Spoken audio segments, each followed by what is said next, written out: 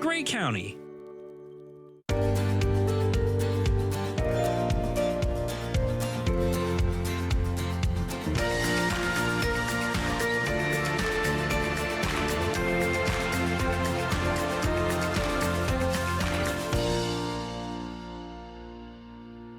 Welcome to Grey County Life at Home. Good morning, Mary Jane. I do have Mr. Charlie here, but I'm not very impressed with him this week. He had a terrible mess on his backside this week, and I was very upset. But unfortunately, the spa is not available for 2 weeks. So I wasn't going to introduce him today. How are you? Well, I'm good, and it's always a treat to have Charlie Brown with us. He's an important part of our show, whether he's in good favor or not, because sometimes he's not, but that's okay too. Yes, we have a lovely day today. It's starting to get warmer. All the snow on our property is gone, which is great. And now we're just itching to get out and start preparing everything for the real spring. But it's important not to remove your leaves from the gardens, because that's where the bugs and the bees and all that are hibernating, and they need more time. So raking your lawn and raking your gardens, it's still too early, even though we'd really like to get out there. I know it is extremely tempting, but honestly, you really kind of got to think, just give yourself a bit more of a break. It's not a big deal. It'll all wait. But it is very tempting. I know when I'm out there cleaning up after this guy, it is, I'd love to do a whole bunch of stuff, but it'll be here before we know it. But I also, wanted to put a shout out because I did see something on Facebook this morning from our very dear Darlene's husband, Paul, and just about his grief and little things that come up that remind him of her and of their wonderful life together and their beautiful kids, and just a reminder that everybody's got a struggle.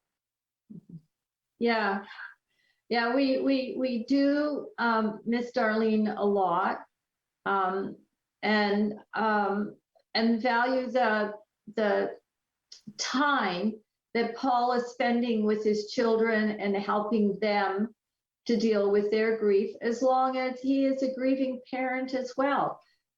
He's doing an amazing job with his kids and his family. So. He sure is. And it's something that, we always talk about that you don't know what other people are going through and what they're experiencing, and grief, is a very personal thing. And gee whiz, it's, we get wrapped up in the busyness of life and the things that we're doing. We all do it. One of the strengths, yes, but one of the strengths that Paul has is that he has this really wacky sense of humor. And just like Darlene. Yeah. Well, she fooled us at the beginning. We didn't know it was a wacky sense of humor until we got into things. Yeah, that's about it. Yes. And so if, I see his posts and I see his wacky sense of humor, and I think that balancing that with your grief just kind of helps you to move forward. Yeah. And I know too, Rhonda, that you also have a wacky sense of humor. So we're all going to get through this. We definitely will. And you just, think about others and reach out. As hard as it is to reach out to people that it's a hard conversation. Sometimes it's just talking and knowing that other people are still out there and life is moving on, but we don't forget. But that can be really super challenging. And here we are, we're heading into, a family weekend. At least that's how I've always thought of it too. Easter weekend is coming, and it will be challenging for this family and for lots of families out there. So just, I guess it just brings it all to mind, doesn't it? Well, I think that as we go through the milestones in the year, the special celebrations and the traditions, the family traditions that people have had over the years, and all of a sudden there's a vacancy, there's a space there, there's like a hole in your heart as well. And it's getting through that first year of all those milestones. But I think you're reaching out is important in small ways and in small gestures as well as grand gestures, and just to let the family know that we're thinking of them. Yeah. And on a lighter note is the fact that, it's Easter weekend coming, and boy, oh boy, that is treats and chocolate and bunnies and hot cross buns and all these things. And for the love of Pete, I've gained 5 pounds in 2 weeks, Mary Jane. It's a slippery slope, and the month of April is so challenging for me. Oh my gosh. Well, it's always a balance with good weather, getting outside for lots of walks, maybe doing some yard work. There's a little balance here, a little chocolate, a little activity, just to keep the spirits up. And chocolate is good for your mental health as well, to a certain point. But nicer weather and being outside also lifts the spirits. Yes, absolutely. Well, we've got a fabulous show today, and we're going to be talking about Easter. And of course, we're going to have Miss Renee on with the Adorable Adoptables, which, Charlie, you might become one if you don't smarten up in the backyard. Oh my word, the mess this week was terrible. And other than that, I think, the big brothers and big sisters are going to come and talk to us too about a very exciting event that goes on every year. And if you haven't been bowling for ages, let's get out there, people. Get your bowling shoes dusted off and let's go out, right? It'll be a really fun time for everybody. And you're raising funds for some pretty significant people in our community. Well, yes, we have a great show for folks today. And we're tying in Passover as well, which the dates correspond with Easter. And we're going to find out more about why that is and why it's important with the Jewish holiday. Awesome. We'll be right back after these messages. This program is brought to you by OHL Action Pack. Looking to see tomorrow's stars today? Follow the teams and players you want to watch. OHL Action Pack is part of the Rogers Super Sports Pack. It's about sharing and caring. It's about doing and belonging. It's about living life to its fullest. And it's about laughing out loud. We are L'Arche Canada, and we're about witnessing and sharing the gifts of all people. Learn more about us today.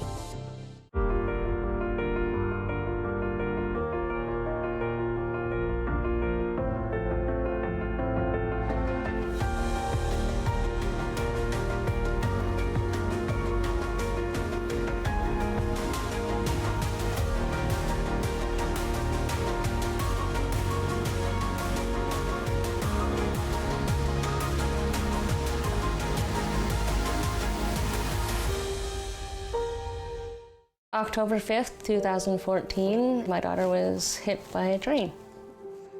She was walking along the sides of the tracks, and it shattered her world.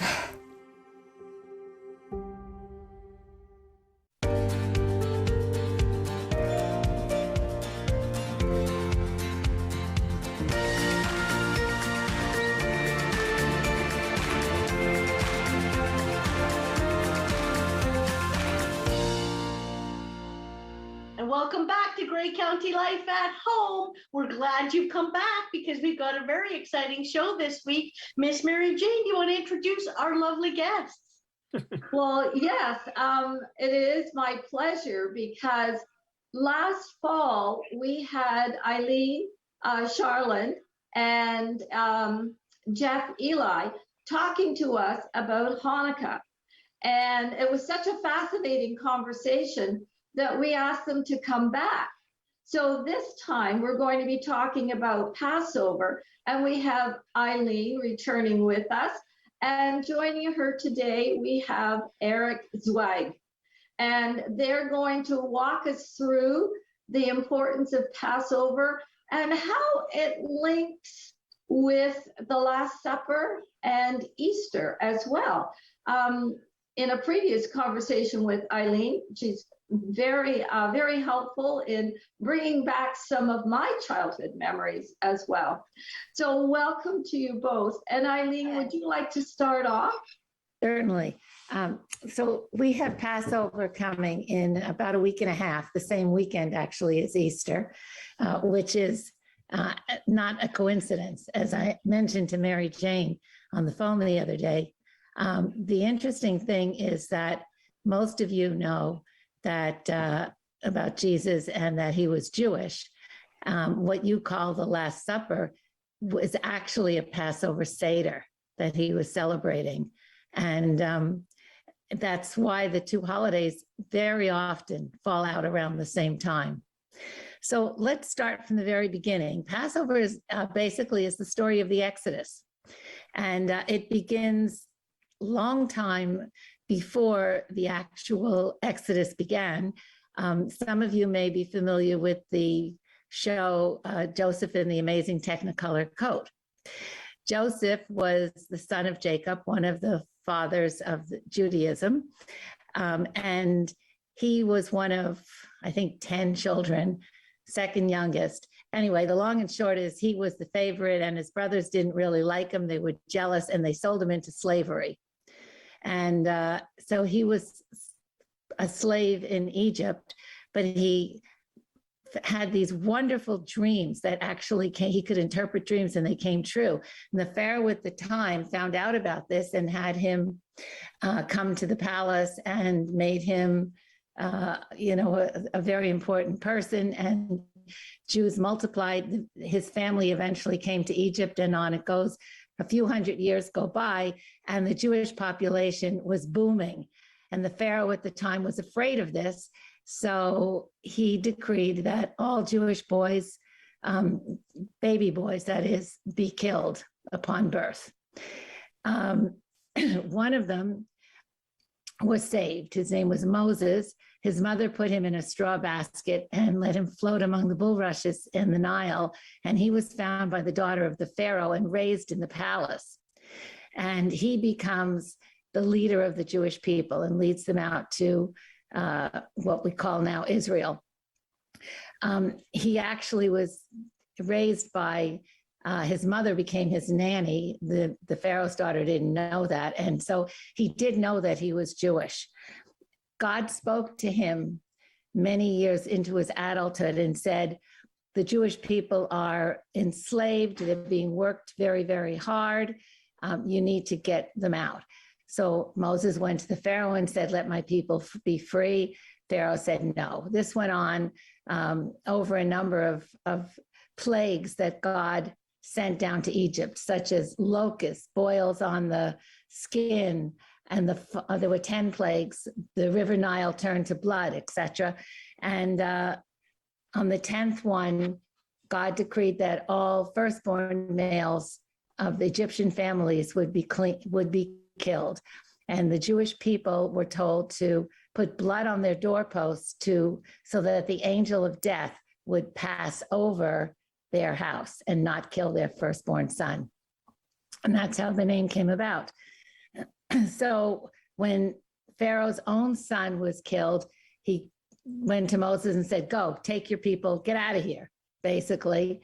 And they didn't have time to do anything, let alone let their bread rise. So they carried their bread on their back, and it was flat, unleavened. And that's what we eat now as a memory. It's called matzah, and it's a very flat bread. So we have the Jewish people traveling through the desert.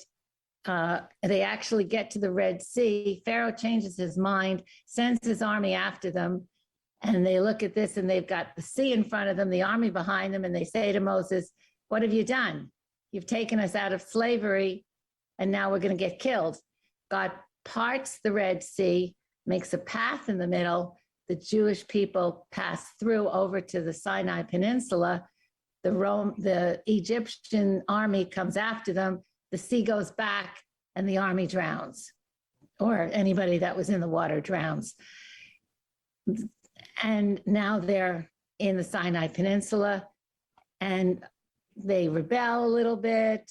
Moses goes up to the mountain, gets the 10 Commandments, and comes back and finds that they've built a golden calf and so on and so forth. God decides that this generation cannot enter the Holy Land. And so they wander in the desert in circles, because it's only about a 5-week walk, for 40 years, until all of the older generation has passed on and only the new generation goes into Israel. Moses himself never does. He dies on the other side of the Jordan River, what is now Jordan. Eric, do you want to fill in anything that I've... Well, I would just say, I mean, if you've ever seen the movie The 10 Commandments, which plays every year on television at Easter, it's interesting that this year it'll probably be Easter Sunday, which is Passover. I always find it interesting that when the holidays don't coincide quite so closely, that the American TV networks show it at Easter as opposed to Passover, because I guess it's become sort of an Easter tradition. But it tells the story. I mean, it's cheesy and over the top, but it tells the story very faithfully. So if you've ever seen the movie, you know the story. And if you haven't, it's worth seeing. I mean, it's always like 4 hours long with commercials. It's such a long biblical saga.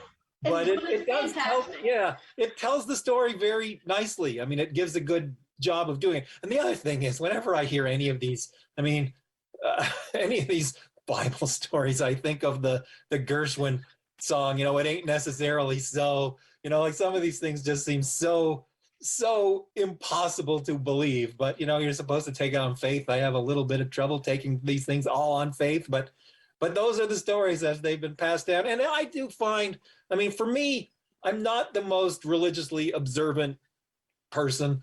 I'm not, I hope there's a God, but I wouldn't, but I like the rituals in our religion. And one of them is definitely the Passover Seder. And it's nice that, generally speaking, families will come together. In my family, we've had, Seders as small as 12 or 15 people and as big as 40 people. There's a few times each year where, if you follow these things, whether you believe in the actual, written in the Bible stories or not, but it's a nice event that families come together and we do the same things. And you are supposed to. It is said that Jews are to tell this story every year as if they themselves are being led out of Egypt and experiencing it new. And you teach it to your children and your children teach it to theirs. That's the thing about the religion that I like. I can take or leave the sort of Bible stories, but I like the rituals. Okay. Well, I think it's really important, but can you tell us more about the importance of the Seder? Because it's actually a plate with symbols on it and different types of food on it. Can you explain what that is about? I have a Seder plate here. Oh. This one happens to be hexagonal shaped. Many of them are round. There's nothing too significant about the shape, but you can see it looks like, are you seeing them backwards? I see them backwards as I hold it up, but it doesn't matter. It explains what the images are. I'm going to just pull up a web page so that I don't get any of this wrong. You're still seeing me, I assume, though I'm not seeing you anymore. Yes. There are 6 images on the Seder plate. This one actually, 1, 2, 3, 4, 5, 6. Yeah, 6. That's why I guess it's hexagonal shape. And a lot of them are, but as I said, there's nothing particularly significant about the shape. But there are certain items that are always on the Seder plate. One is a green vegetable. In Hebrew, it's known as karpas. It's usually parsley, but it doesn't have to be parsley. But the green symbolizes spring and new birth and renewal, and that despite everything that has been gone through, that the Jewish people have survived and carry on. That's not quite what it says in what I'm reading, but that's the story as I've always heard it. There's also, I'm going to skip down. The bitter herbs, maror. Bitter herbs, the bitterness of slavery is obviously a big part of the Seder, the Passover story and the Seder meal. Generally speaking, it's just ground up horseradish. And it's fairly bitter. This time of year, I think the horseradish is particularly strong. And it is used to symbolize the bitterness of life under slavery. And everybody, some of it you put on some food, but at certain times in the Seder, you just eat a little bit of the bitter herb, and it's quite bitter. It doesn't taste good. But then the one thing on the Seder plate that actually does taste good is a haroset. It is a mixture, generally some fruit, usually apples, nuts, wine and honey. In my family, one of our members has a nut allergy, so my sister-in-law has found a recipe that doesn't use nuts, and it's quite tasty. But this even it just kind of looks like a brown lumpy paste, but it actually tastes good because of the honeys and the apple. But it symbolizes the mortar in the Jews as slaves in constructing their buildings for Pharaoh. Some Jews like to say that the Jews built the pyramids in Egypt. I don't believe that's true in terms of the time period of things, but they did build buildings, and the maror is used to symbolize the mortar in the construction. There's also, it's funny, this is a second bitter herb, often romaine lettuce. I'm not sure I knew about the second bitter herb, but it's the same thing. Again, it's to symbolize the bitter times. And at one point in the Seder, we eat a combination of the haroset with the sweet, the bitter herbs with the bitter, and put it on a piece of matzah. And it sort of, you eat this little thing to sort of symbolize all the things that are going on at the Seder.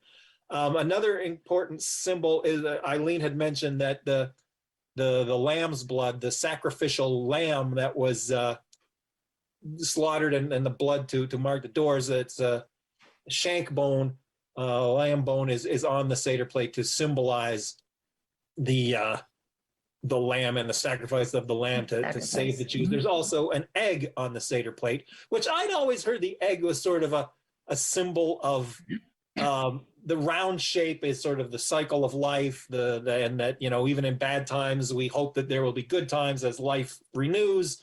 It's also a symbol of spring with the rebirth. But I was reading today that it actually, in ancient days, there was an egg, a hard-boiled egg that was served as part of the offering at in the ancient temple. So there's that part of the story too. Have I covered all six? There's also what's that? Saltwater, yes. Saltwater, and we dip the greens in the saltwater. Saltwater symbolizes tears again, sadness of being slaves and the hard work and the labor.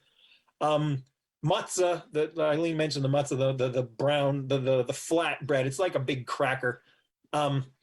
It's not, I guess, I'm gonna run and get a piece on the Seder plate, but it is on the Seder table.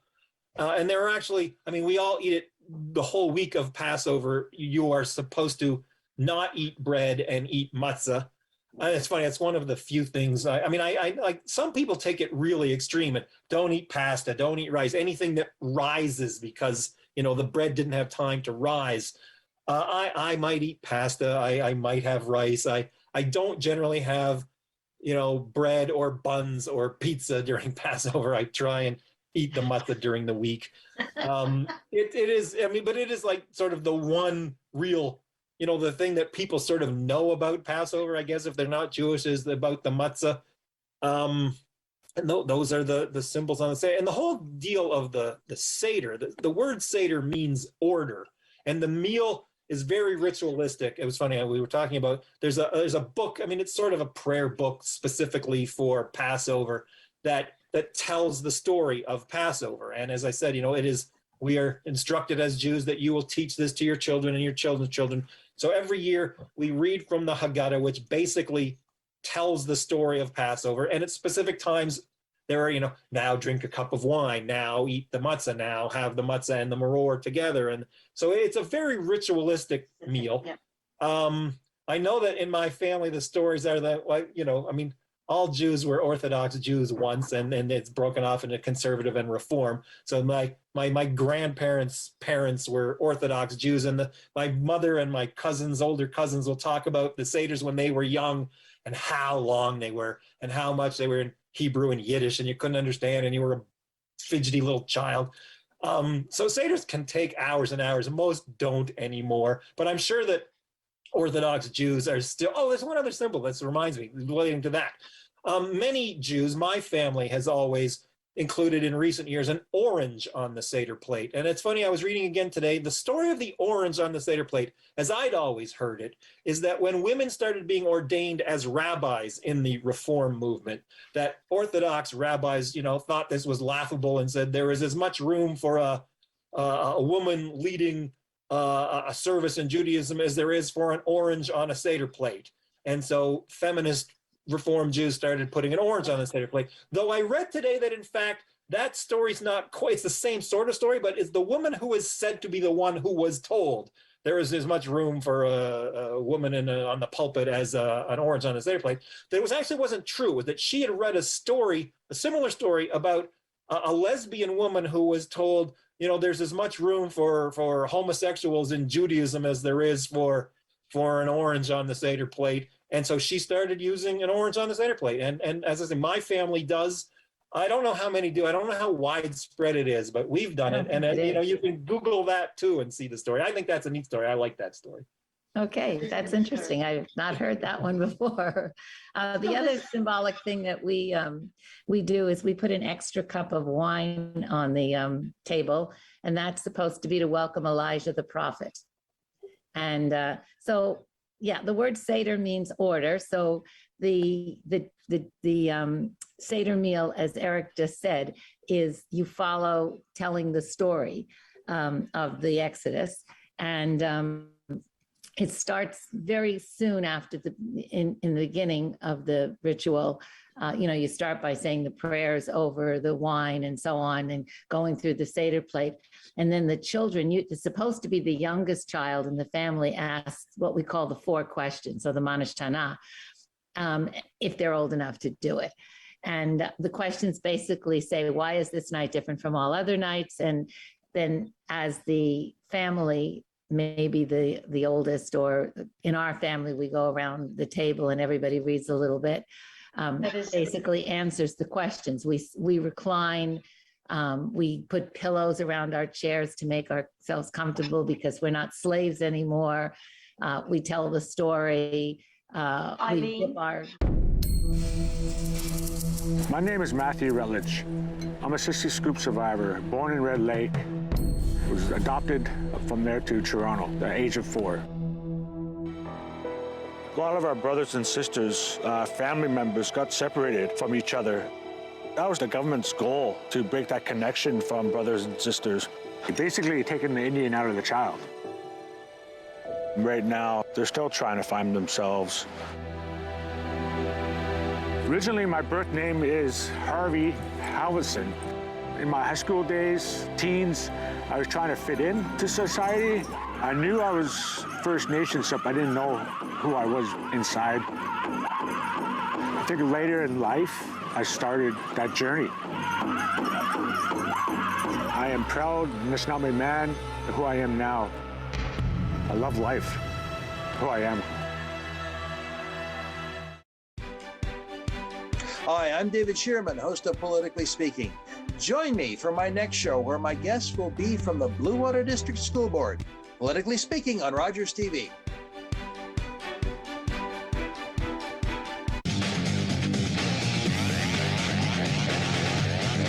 Hi, I'm Callie Jones, defenseman with the Olmstown Attack. Go behind the scenes with your favorite team on Attack Craft every Tuesday on Rogers TV.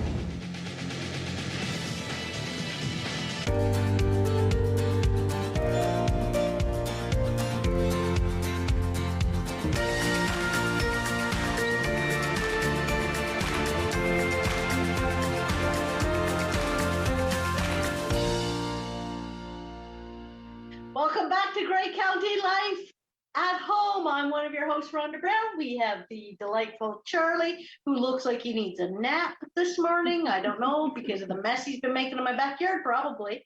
And we have Miss Mary Jane Murray. And we have Beth Aubrey from the Big Brothers Big Sisters Grey Bruce. And she's here to talk about bowling. So Beth, just so you know, I'm getting ready.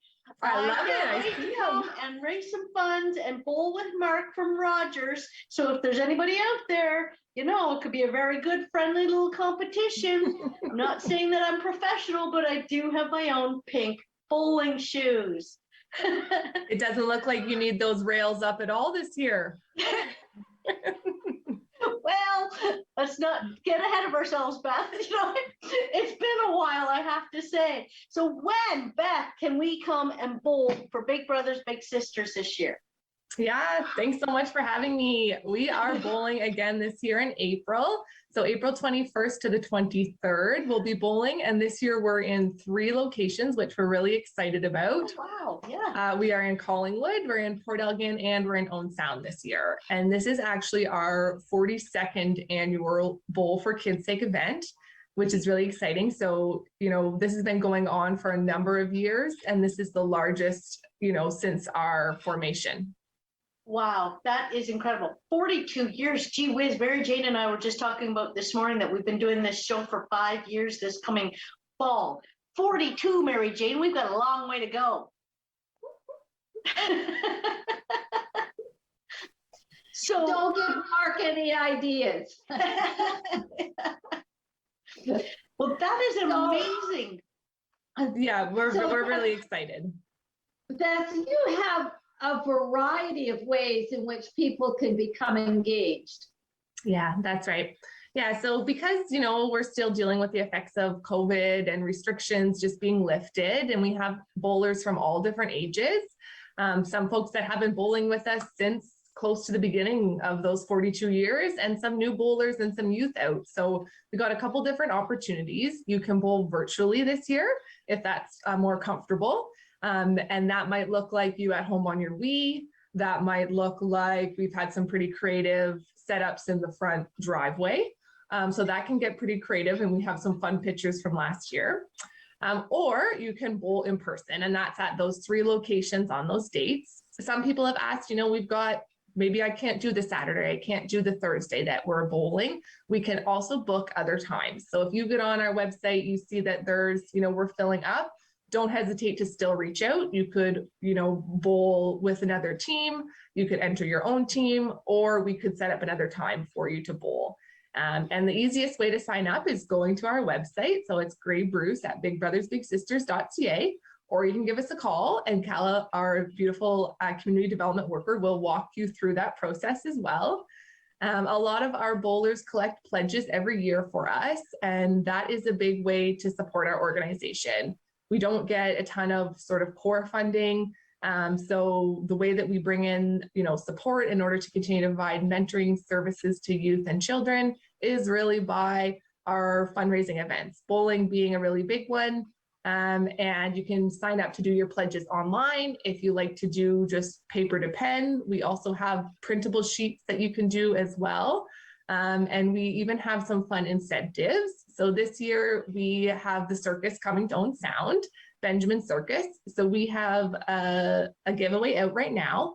If you register before our event on the 21st, you'll automatically be entered to win that draw. We've got lots of fun draws happening throughout the day. We have our Bill Murdock challenge, which some people are really familiar with. So we've got a couple different ways that you can get involved. What is your fundraising goal? Yes, we're hoping to hit 30,000 this year in pledges and support. We've been so lucky to be sponsored again this year by Bruce Power, and they've been our big sponsor for the last couple of years. And we also have sponsorship through Rogers and through Bayshore Broadcasting. So we're really hoping to hit that 30 mark. Bill Murdock, some people might know, he was our former MPP. He has bowled with us many years, and he's quite a skilled bowler. I've heard that a couple of our staff in-house here have tried to beat his score, but didn't come nearly close enough. He unfortunately isn't able to bowl with us this year, we're sending our care to Bill, but he is, we're going to use his scores from previous years, and that will also be a challenge. So if you want to get out, you want to bowl, whether it's at home or at one of our locations, you can do that and see if you can, beat Bill's score. I'll be trying my best, but we'll see about that. That is No, I read that there was a silent auction attached to this fundraiser as well. What kinds of items do you have? Yeah, thanks for mentioning that, Mary. So on the 16th, we'll be opening up our silent auction. We're doing that all through our website this year, which is really user-friendly. You can pop on there later this month, and we'll have some of those sneak peeks come out. But as of the 16th, it will open up and be opened up till the 23rd. We've received, if you can see behind me a little bit, we've received a ton of donations from the community. Our office is quite full. We've been so lucky to receive support from businesses all across Grey and Bruce, too many to name here right now, but they are on our website. We have a couple of exciting, Hockey Hall of Fame passes. We have some Niagara Falls giveaways. We have some, appliances, some tools, quite a few different, we have a gift certificate there for a local salon and spa. We have a flower giveaway if you're thinking about Easter coming up.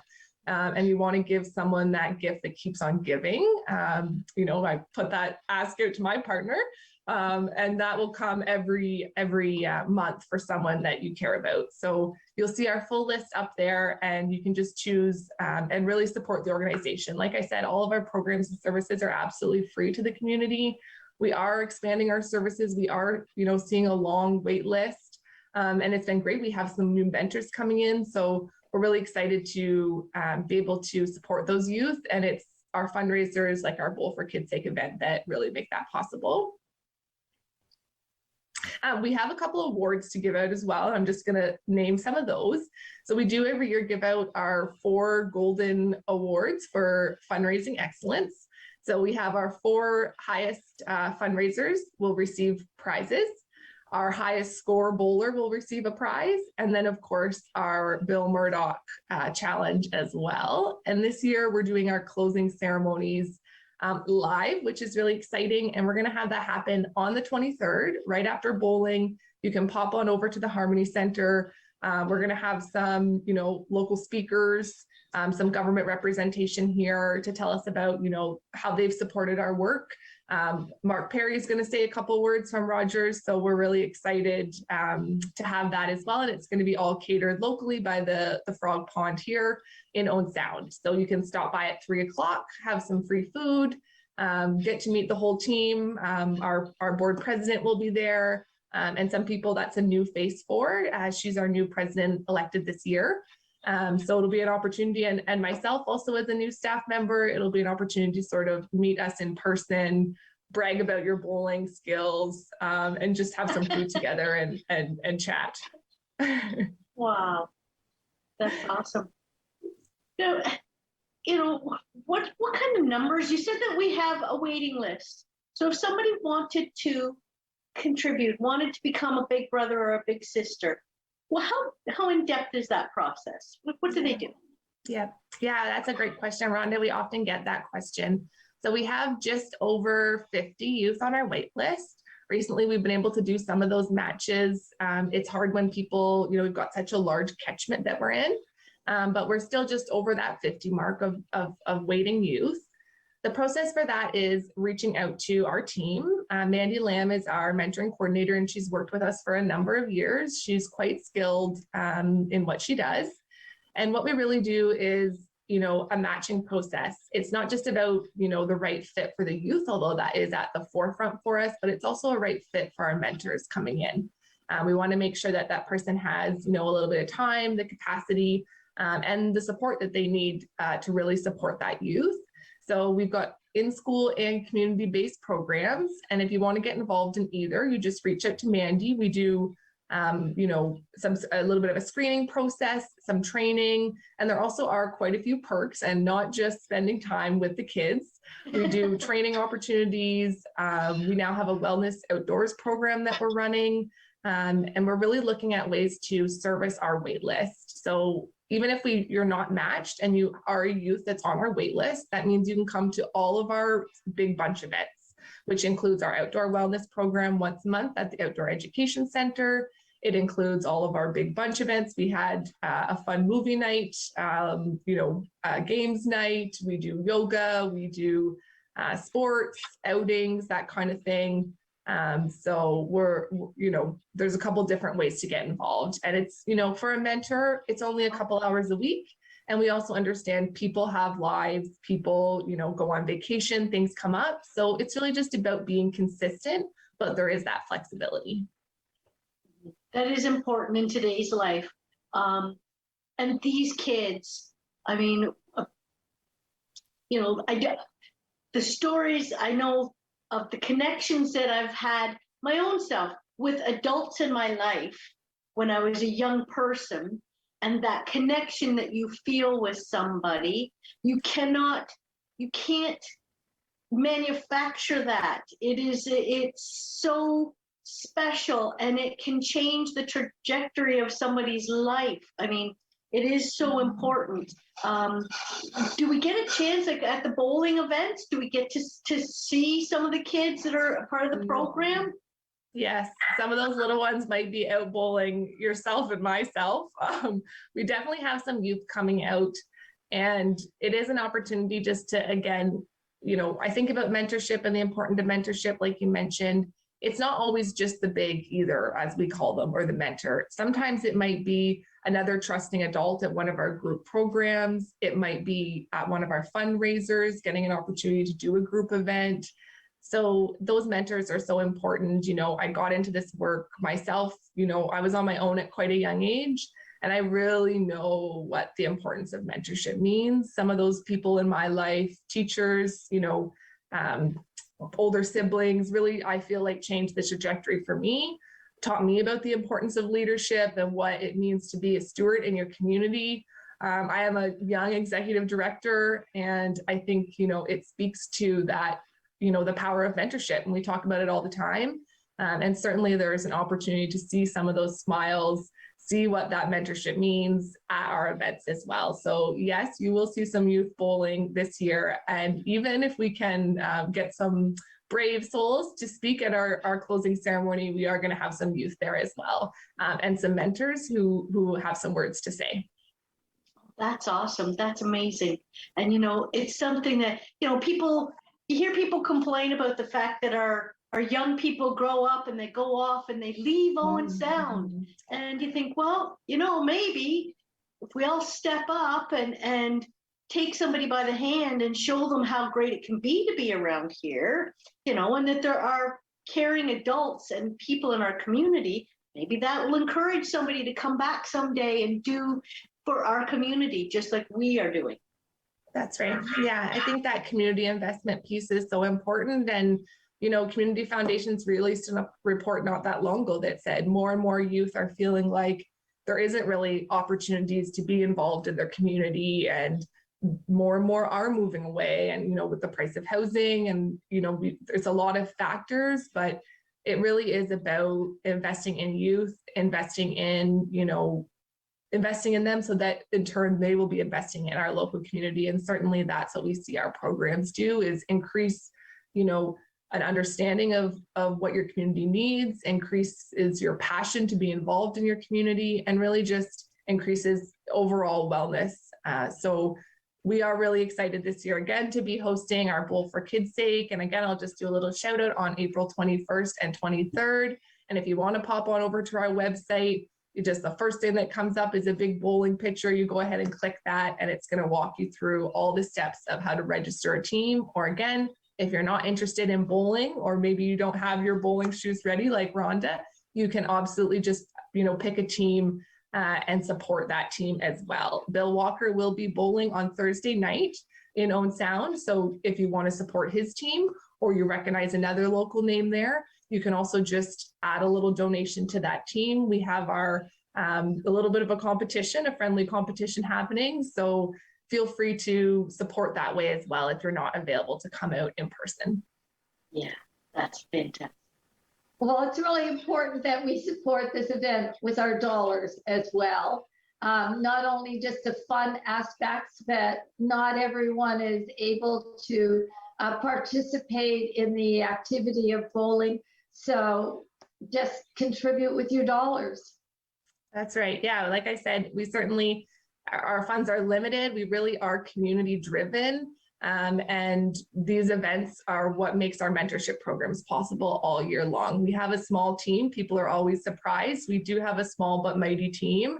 And so we really make use of all of those dollars. Every little bit counts, that's for sure. And especially when we're seeing that need grow and increase, and mental health concerns for youth growing and increasing, anxiety, kids are dealing with a lot right now. So these dollars really are, the foundation of what we do and make our work possible. And, if I could shout out each individual name, but we have so many bowlers that have come out year after year within our community, especially strongly in Owen Sound, but also in surrounding areas that have really, made the organization what it is today. When I say 42 years ago, people out supporting, we didn't have an executive director, we didn't have an office, we didn't have any of those things. And our founding members who we're honoring this year, we have a couple founding members who will be honoring at our AGM this year, themselves in partnership with, those local community members really brought the organization to the place that it is today, made my position here possible, and really have created such a strong foundation. And I feel really honored to be a part of that and continue that legacy. And so we'll definitely be honoring some of those members again this year. Wow, what an achievement for our community. And it's really important how the grassroots initiatives have flourished over the years. Mm-hmm. Yeah, I agree. I feel like it isn't without that support that is made that possible, because we really are a grassroots organization. We certainly, have that Big Brothers, Big Sisters title and have some connection to national, but we really are independent in how we function. And I always underline that when I speak, because I think it's an important aspect that sometimes gets overlooked. We are really a grassroots small organization that started with just a few members. So it's incredible to see where we're at today. And I can really commend, you folks for having me on again, because I think it's so important to get the word out and to be a catalyst for change. Absolutely. Well said, Beth. Well, we're looking forward to bowling and raising some funds for a fantastic initiative in our community. And we will be back after these messages with more Great County Life at Home.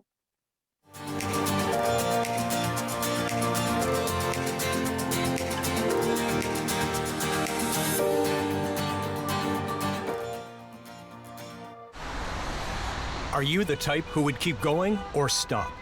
It's not easy to stop when you have an addiction. Legalizing cannabis won't stop addiction. It trivializes its consumption. Let's be vigilant. If you need help, visit portage.ca.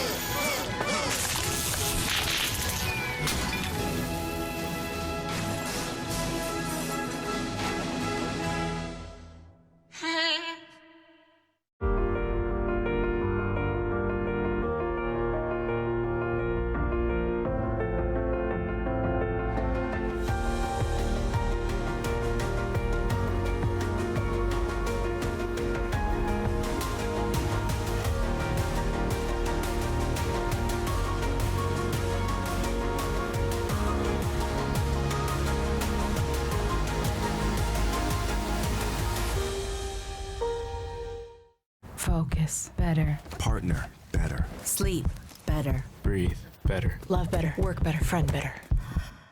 Unwind better. Everything gets better when you get active.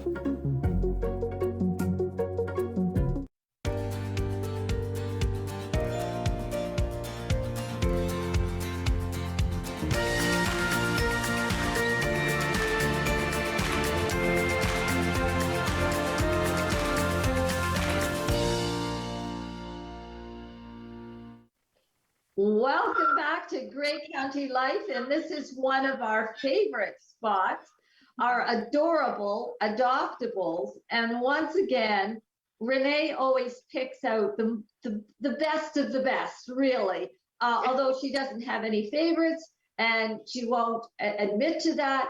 But it's really interesting to me. I want to know what kind of makeup you wear. Is there bratwurst hidden in there somewhere? Because the dogs and cats are always licking your face. Oh my gosh.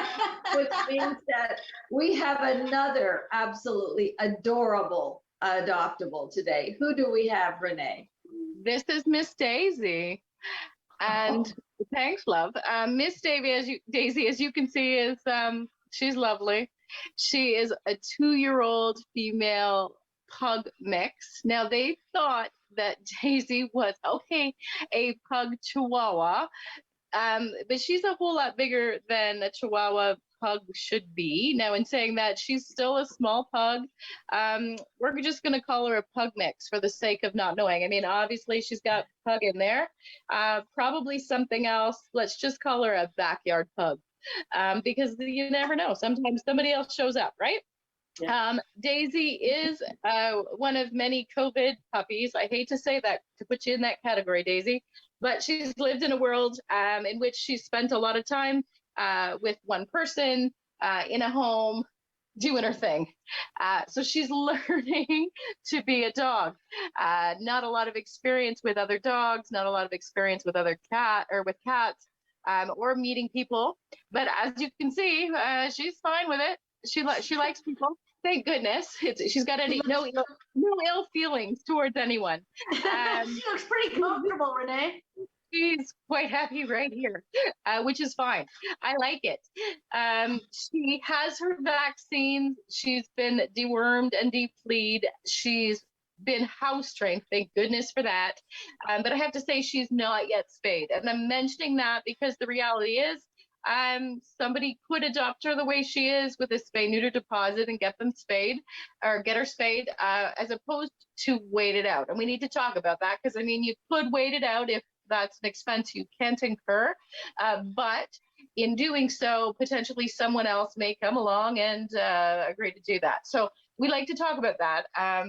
Vetting in our world has become a little bit of a challenge, as it has for everybody else's. Certainly, we are still doing it, so don't think we're not. But the reality is that sometimes it takes a little longer to do that, and sometimes that little longer is a couple of months. So in waiting a couple of months to have Daisy spayed would be detrimental potentially to Daisy's emotional well-being. So we'd rather not do that. However, we do charge this spay neuter deposit that you get back when your dog is fixed, which, helps cover the cost of the spay, which makes it work out, which makes us feel a whole lot better about the adoption, doing it this way. Now, as everyone knows, it's a lot harder to adopt out a cat that is not fixed, and we aren't doing that. None of the cats leave here without being altered. But in saying that part, the cats do a little better with being contained for a period of time here at the shelter. They go through a transition period. They come in a little stressed out. They all do.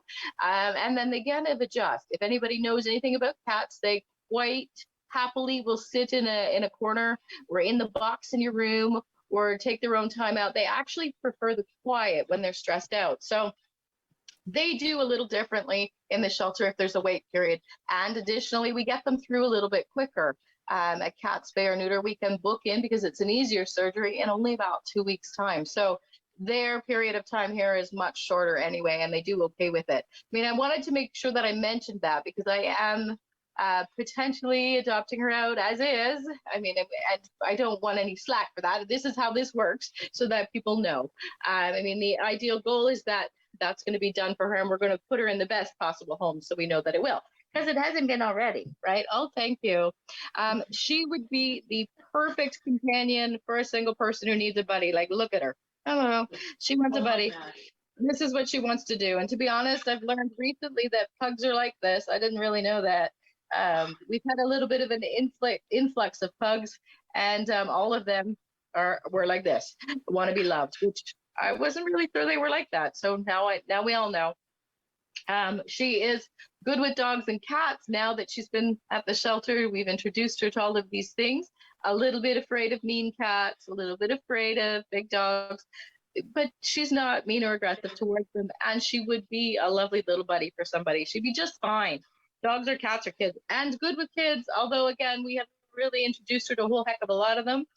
We have poked and prodded her, as you can see, carried her, kind of squashed her, did all those testing things. And she just flied through all of those tests, no problems at all. So she'll be fine. She's going to have a little bit of a transition period, as they all do, and then she's going to be just fine, aren't you? That's great to hear. But I do want to check in with Echo, because Echo was such a big dog. We have quite a comparison between Echo and Daisy. Yeah, just a little, eh? Absolutely. I mean, probably like 30 pounds already, and Echo was a baby, right? Woo, like 3 of you. Yeah, so the 3 of you. And she's gone home and she's doing fantastic. We've had lots of updates. She's settling in just fine and she's loving life. And it's exactly what we wanted. So we're super happy about that. That's what we're here for. Love it. Right? Yeah. You're next. Awfully nice to get them lined up with the right family. That must be so satisfying for you guys at the shelter. You know what? It's the only way we don't take them home. If we don't find the right place, we get sad, and then we want to take them home. So we don't do that. I mean, it's my sanity. Just please, I'm going to the right place, because otherwise I would worry. I mean, like, let's be honest. She's only been with me a little time. We're already buddies. I'm already going to wonder about her. So we got to send her to the right place so that I don't feel sad when she leaves. That's how we do our job. It's great. Yeah. Hi, where are you going? Oh, she is so cute. So how much does she weigh, Renee? I would say like 12 pounds, maybe. Oh my goodness. Like, she's kind of heavy because she's kind of a fatso. No offense, Miss Daisy. Probably didn't get out much, but 10 or 12 pounds. Funny, they appear larger, I think, because their heads are kind of big and their necks. They've got big necks, don't they? Exactly. Yeah. It's your big head. Huh? They have a face that some people love and some people don't love. I mean, I don't know. She's awfully sweet looking. She is. You can have her. Right? I do have somebody in mind, but they'd shoot me if I just brought her home without asking first. So I'm going to go and make some inquiries. Sure. Absolutely. She is pretty sweet. Well, Mark, sorry. Well, I was just going to mention that you've got your fundraiser coming up on Easter weekend. I sure do, and it's getting closer, and we're going to be there with bunnies, and there's going to be an Easter bunny there for photos. It's going to be great. The Heritage Place Mall, 10 till 6 on the 16th. There's going to be, now we're not going to be there that entire time, so come in the morning. That's when we're going to be there. There's going to be like Easter egg hunts for the children and fundraising stuff where we have draws and raffles. It's going to be a whole lot of fun. We're so excited to see people again.